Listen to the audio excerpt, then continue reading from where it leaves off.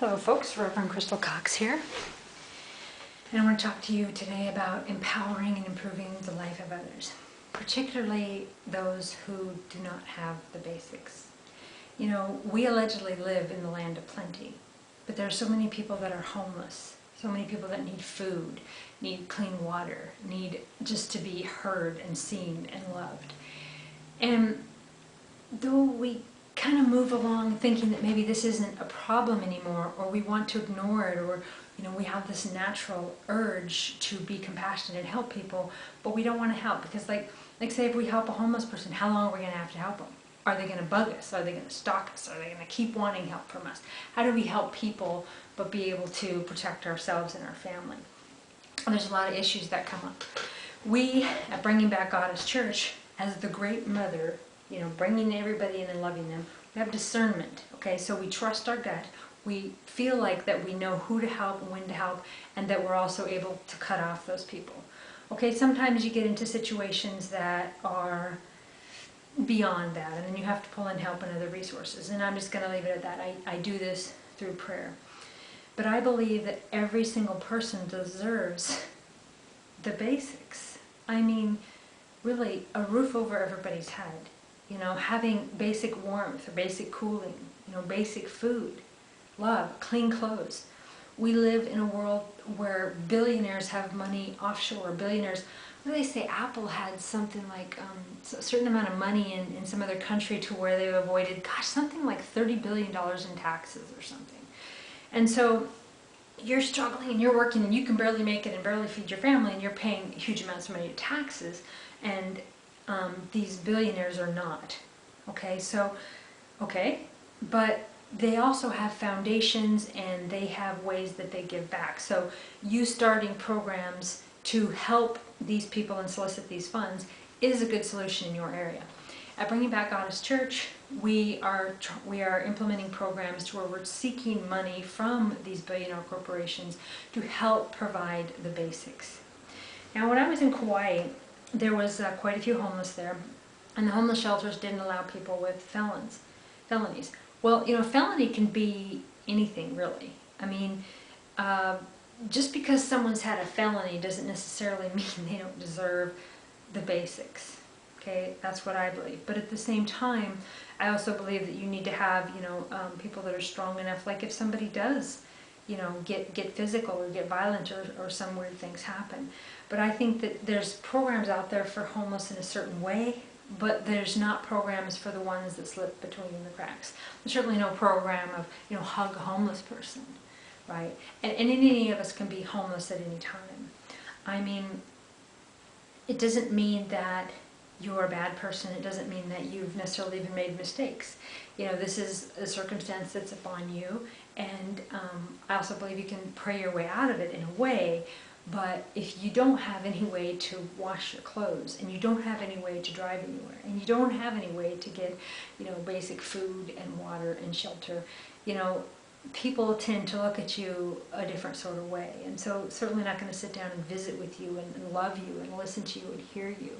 And so we want to provide spaces for people to have these basics. And I believe that, well, air is pretty important, food and water is pretty important, but I believe that love and validating your human existence is just as important as all that. Yes, your body can physically survive without love, but I don't believe that anybody lives without love. I believe that even those who are not necessarily in a relationship, or maybe have had a horrible life that doesn't resemble love in any way, they still love something. You draw on something. I read something the other day about we all need, somebody to love, even if it's like we're going through times where we're not with somebody and we're dealing with certain things. We have someone in our mind that we've kind of projected that love on. So that nurturing love, and some people with their children, and they're like, oh, busybodies in their life and whatever, or their exes, or they obsess over these different things. But we kind of hold someone in our heart that we think, feel, imagine, or do really love in that way, whether they're in our real life or not, and that we would not be humans if we didn't love. Even those who do violent things and crazy things, they have this part of them that loves, right? So in order to heal humanity and in order to provide the basics, I believe that love is one of them. I had a dream a few years back. It was about a book, and it was called The Fifth Element. And it had these gears and just this particular design.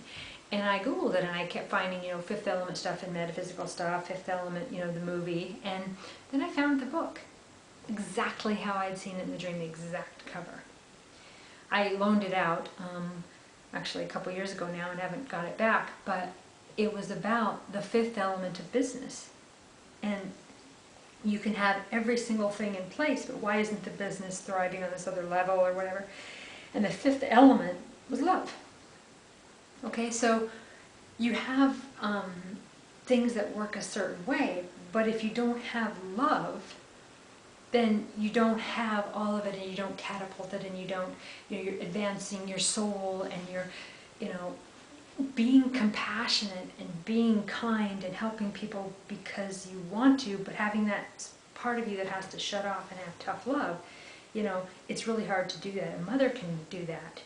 Some of them just let themselves be used and whatever, but a lot of mothers have that instinct, and that's what, we as the Great Mother in, Church of Mother Goddess, embracing all people that we can to help them. And so we're developing programs to help the homeless and to help those who really need to have independent living situations from where they're at.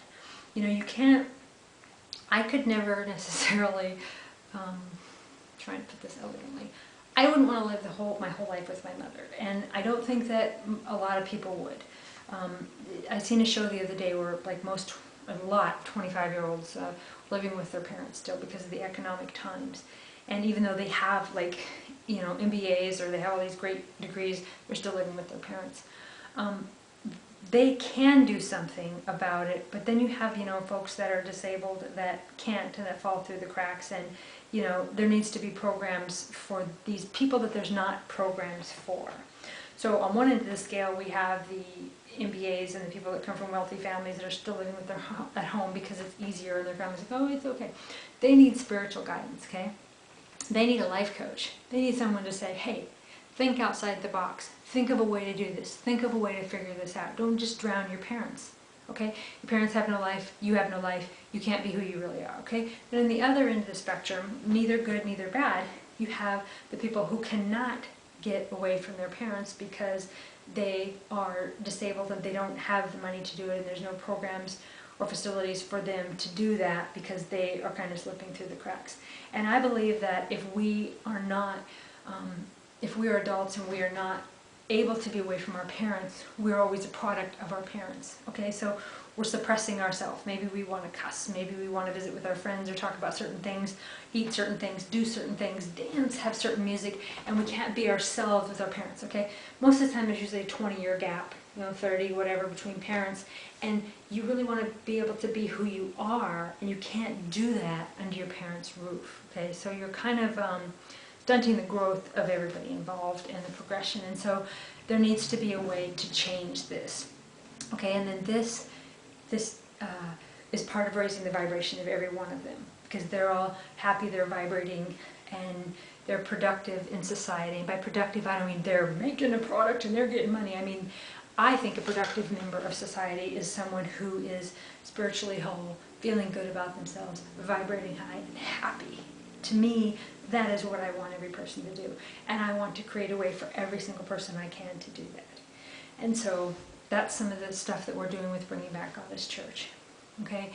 If you know someone that you want to help that's homeless or in some situation, but you're not really sure how to help them, you don't want to get yourself in a way where you're giving too much of yourself, okay? You don't want to invite someone in your home if it's not going to be healthy for you, because that's not going to help, okay?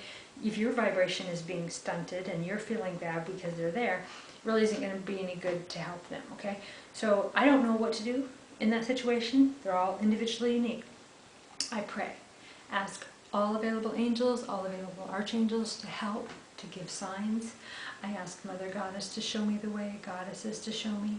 I talk to Archangel Michael, whoever it is that you pray to, ask for guidance and ask for clarity on the situation. Okay? every person does deserve the basics. Okay? Food, water, shelter,